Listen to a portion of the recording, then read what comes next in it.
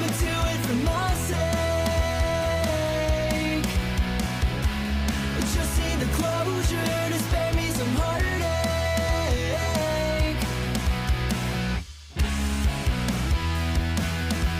Say you'll be alright. Alors, je suis Joanne Fonhaf, lectrice, autrice et éditrice de romance. Mon nouveau roman Réconciliation vient de sortir. C'est une histoire de coup de foudre entre communautés rivales. Et mon héroïne, Sabrina, c'est une femme moitié australo-africaine, moitié anglaise, d'origine indienne, musulmane, de gauche, ancienne militaire. Et au moment dans les premiers chapitres de Réconciliation, elle est en train de lancer sa société de protection avec son associé, un de ses meilleurs amis. C'est une société de protection, les Sentinelles, de protection de personnes. Et en tant qu'éditrice de romance, pendant l'été, j'ai proposé des webinaires. Et un de mes webinaires était sur la correction, l'amélioration de romance. Et quand je suis en train d'expliquer des choses, je ne parle pas de grandes théories, de grands noms, de scénarios, etc. Parce que ce sont des concepts trop abstraits pour moi. Ce n'est pas comme ça que je fonctionne. J'aime donner des exemples. Et je puise dans mon expérience personnelle pour montrer d'où je suis partie, où je suis, etc. Et donc, pour parler de correction et amélioration de nos histoires, j'ai pris l'exemple de mon roman « Aujourd'hui ne se termine jamais ». Ce roman m'a pris 15 ans à écrire. En fait, ce n'est pas à écrire, à finaliser. Ça m'a pris 15 ans. Pas à la suite, hein, mais ça m'a pris 15 ans pour enfin écrire l'histoire que je voulais écrire. Aujourd'hui ne se termine jamais a commencé en tant que romance. C'était une idée que j'ai eue en 1998. J'étais au lycée en Afrique du Sud.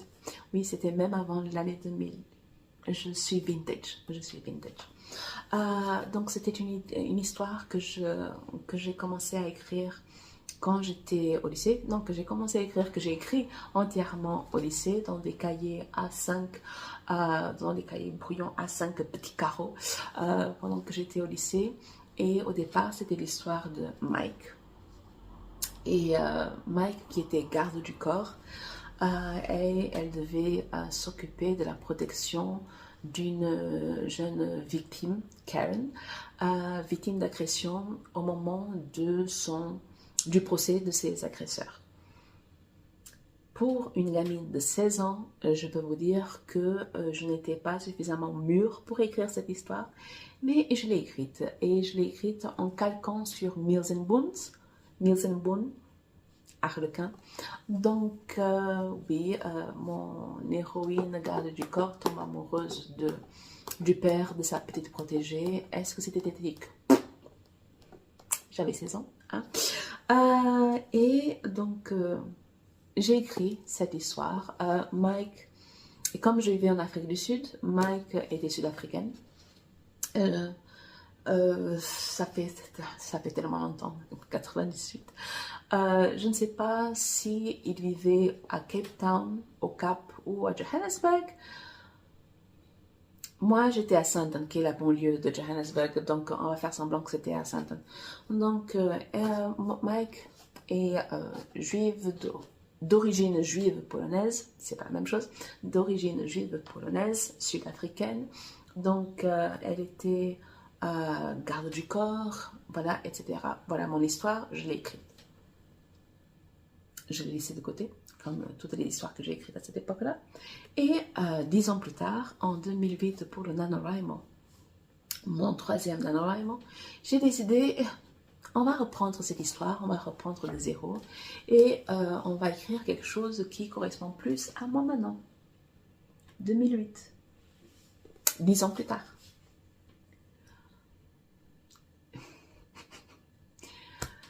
Oh, Joanne l'innocente. Et j'ai écrit, donc, je me suis lancée dans une envie d'écrire des séries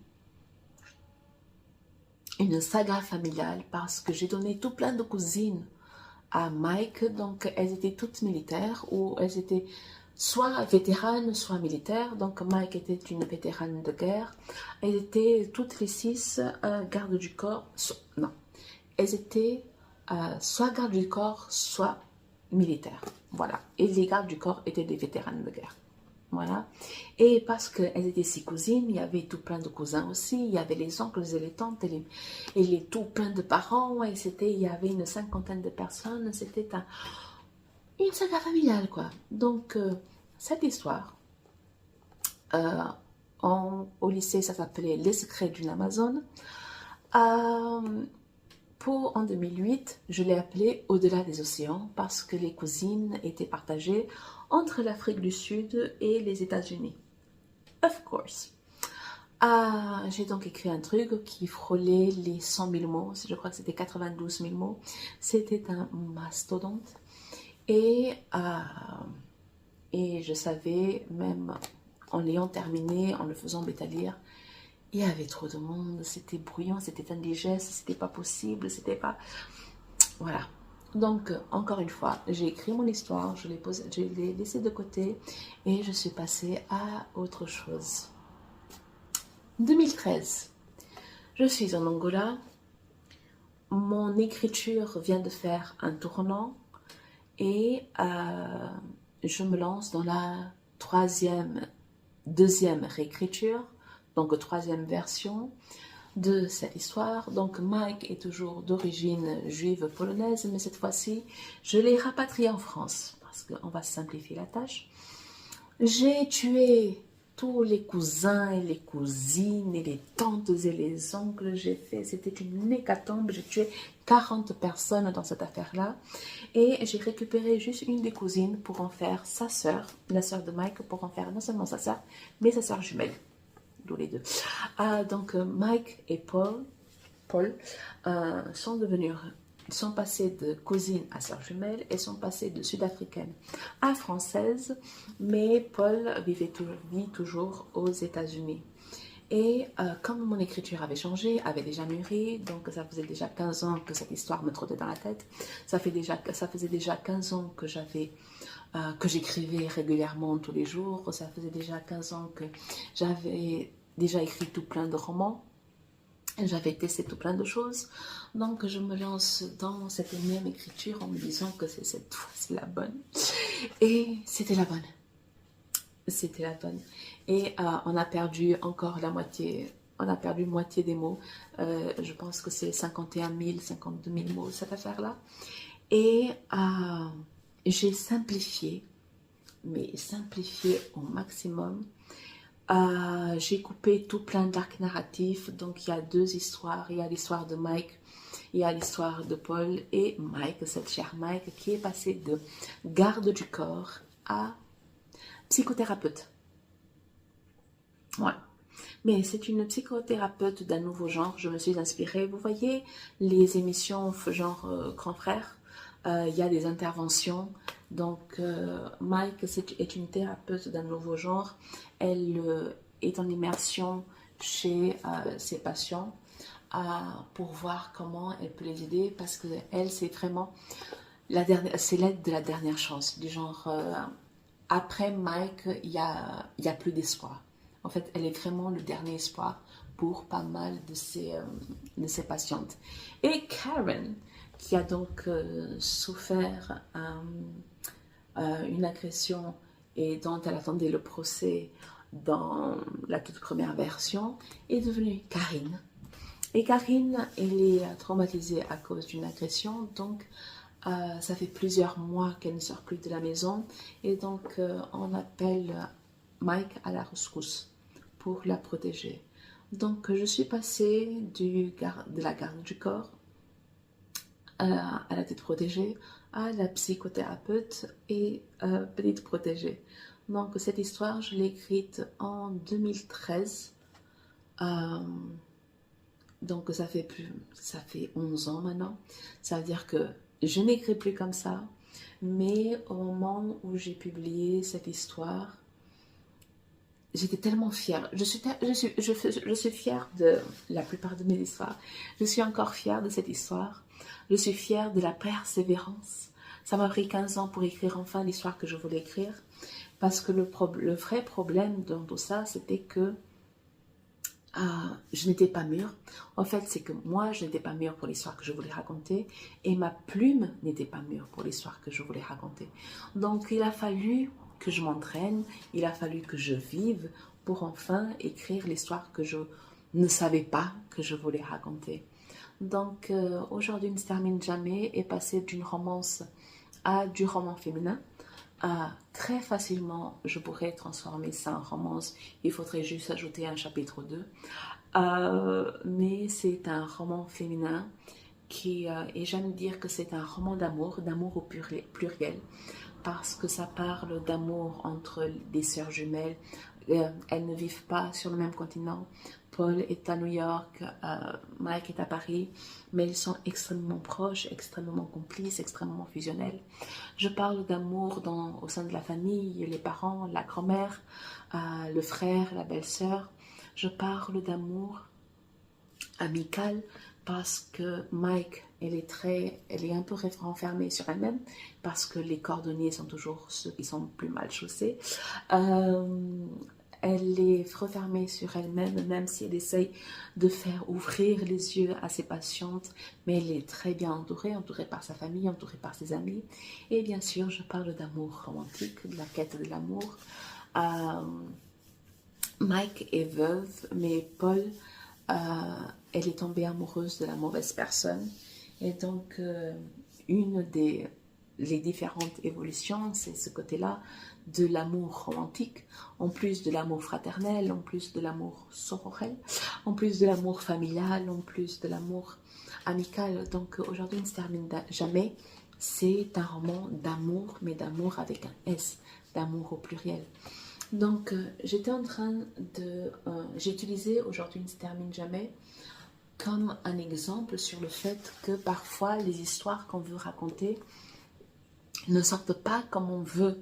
Déjà, on sent qu'il y a quelque chose qui manque, mais c'est juste que ce n'est pas le bon moment, ce n'est pas le bon timing, on n'a pas assez mûri, ou alors notre plume n'a pas assez mûri. Il y a des sujets qui sont un peu ambitieux pour notre niveau, et plus on écrit, mieux on écrit, et plus on écrit, plus on écrira les histoires qu'on veut écrire. Donc c'était pour toutes ces raisons dont je parlais pour ce webinaire sur la correction et l'amélioration de nos histoires. Et ça m'a fait un tilt parce que Mike était garde du corps. Et ça m'a fait un tilt parce que Réconciliation était sortie dans la semaine de ce webinaire.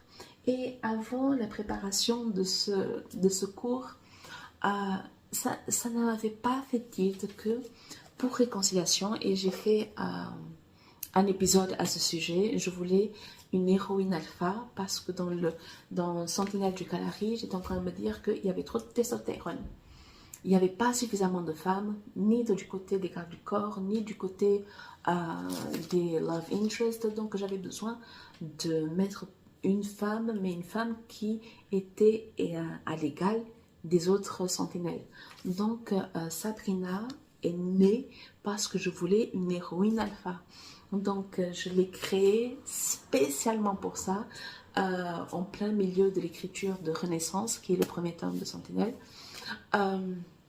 J'ai voulu faire ça, mais au moment de le faire, j'ai totalement oublié que j'avais déjà eu des femmes alpha, des héroïnes alpha dans mes écrits. Je l'avais totalement zappé. Totalement. Parce que dans cette version-là, Mike est psychothérapeute et Paul est danseuse. Oui, comment Paul est devenue danseuse alors qu'elle était garde du corps? C'est très simple, les gens. C'est que l'histoire de Paul était avec les stars aux États-Unis. Et comme je voulais retirer le côté garde du corps militaire, etc., comment faire pour travailler avec les stars aux États-Unis? Soit en étant artiste, acteur, musicien, danseur. Et je me suis dit que danseur, c'était pas mal. Donc, Paul est devenue danseuse alors qu'elle était garde du corps. Mais les 6 cousines là, c'est... Moi, je me souviens uniquement du nom de 5 d'entre elles. La 6e a disparu, paix à son âme. Donc, il y avait Mike, Paul, Frankie, Barb et Dallas. Donc, puisque ça m'a pris 15 ans à écrire cette dernière édition pour Aujourd'hui ne se termine jamais, il m'a fallu 15 ans pour écrire l'histoire que je voulais raconter avec les émotions que je voulais raconter. Et j'ai totalement zappé que dans une première vie, Mike était une garde du corps. Mais elle est toujours vétérane de guerre, donc elle a toujours fait l'armée. Elle a toujours fait l'armée, elle fait encore l'armée, elle a encore fait l'armée dans cette édition. Pardon pour les phrases qui se sont fait la malle. Donc, dans cette dernière édition, dans l'édition finalisée, Mike a un passé militaire, mais elle n'est pas devenue garde du corps. Elle a quitté l'armée et elle a repris ses études de psychologie et elle est devenue psychothérapeute. Donc, même si ce n'est pas quelque chose qui est mis en avant, même si ce n'est pas un sujet qui la transforme parce que tout ce qu'elle est, oui, ça fait partie de son vécu, mais ce n'est pas ça qui fait son histoire, l'histoire que je raconte. J'ai complètement oublié que, hey, Mike est toujours une alpha. Mike est ma toute première héroïne alpha. Et c'est le 2e roman que j'ai jamais écrit de ma vie. Le premier roman, c'était une romance royale que j'ai écrite quand j'étais dans ma première seconde. J'avais 16 ans, 15-16 ans. La première version d'Aujourd'hui ne se termine jamais. J'étais en seconde en Afrique du Sud. En seconde ou en première en Afrique du Sud. Donc j'avais déjà 17-18 ans. Mais c'est mon 2e roman. C'est la 2e héros. C'est ma 2e héroïne. Et ma 2e héroïne est une héroïne alpha. Et je l'avais zappé. Comment se fait-ce? Et c'est en travaillant sur la correction, sur l'amélioration des histoires pour préparer ce webinaire que ça m'est venu à l'esprit. J'ai fait, oh mais flûte alors. Mike est l'ancêtre la pauvre, mais Mike est l'ancêtre, c'est la grande sœur de Sabrina. Mike a ouvert la porte de Sabrina. Et quand j'avais toutes ces 6 cousines, c'était 6 héroïnes alpha, et je suis en train de dire que je les ai tellement zappées de ma mémoire, que lorsque j'étais en train d'écrire Réconciliation, j'ai décidé de créer une héroïne alpha parce que ça manquait. Ça manquait dans le milieu dans lequel j'étais en train de développer. Ça manquait dans mes héroïnes en règle générale. Et Sabrina, pendant toute la série, donc il y a Renaissance, Réconciliation, après il y aura Résilience et Rédemption. Dans toute la série, elle va chercher les femmes. Elle va dire non, il manque des femmes dans ce truc-là. Donc elle a repris le flambeau. Du genre, pour moi, ça manquait de femmes. Je l'ai créé et maintenant j'ai passé le relais et c'est à elle de se dépouiller pour chercher des femmes. Et parce que je me suis souvenue de ces cousines-là, eh bien, les prochaines, quand elle trouvera les femmes pour sa société de protection, eh bien, j'ai les noms tout trouvés. Ce sont les noms des cousines que j'ai tuées. Genre Barb, Frankie et Dallas, bon la 4e, pardon, paix à son âme, je ne me souviens plus. Mais au moins, s'il y a une Frankie, une Barb et une Dallas dans cette histoire, ben ce sont les vestiges des premières histoires, des premières versions d'Aujourd'hui ne se termine jamais. rien ne se perd, que rien ne se crée, rien ne se perd, tout se transforme. C'est ça le truc. Je crois que c'est pour les maths que ça appelle, mais voilà. Donc, je suis en train d'écrire la suite de Réconciliation avec la sœur de Sabrina et elle vient d'embaucher une nouvelle femme garde du corps et donc j'étais en train d'écrire avant ce webinaire donc et j'étais en train de dire ok, je ne peux pas les louper. Et ce qui est drôle, c'est que dans Réconciliation, je crois que c'est soit Réconciliation, soit Renaissance, il y a un moment où elle dit non mais moi j'ai envie, non c'est dans Réconciliation, elle dit j'ai envie d'avoir ma propre brigade féminine pour former mes propres Amazones façon Dahomey, sans le côté esclavagiste. Et j'avais zappé que les gardes du corps, que les héroïnes alpha, elles s'auto-appelaient les Amazones. La première version d'Aujourd'hui ne se termine jamais, c'était les secrets d'une Amazone. Dans la deuxième version, toutes les cousines avaient une Amazone tatouée. Elles avaient la même Amazone tatouée. C'était une Amazone casquée. Les gens, il y a tant de choses qui se passent dans ma tête que parfois j'oublie les choses que moi-même je fais. Et je me dis, mais je n'ai rien réinventé parce que tout est déjà là. Et donc, ouais. Parfois, il faut un déclic comme ça pour un truc qui n'a rien à voir avec ce que je suis en train de raconter pour me venir et pour dire, ok, donc je vais ressusciter les cousines, du moins leur prénom, et je vais leur donner une vie que j'ai sabrée quand j'ai décidé d'écrire, de tenter pour la dernière fois l'écriture de l'histoire de Mike et de Paul. Donc, Frankie, Barb et Dallas, soyez les bienvenus. Je ne pense pas qu'elles auront leur propre histoire, mais elles seront là dans le décor. On va dire ça comme ça. Donc, je trouvais ça marrant, donc je voulais partager que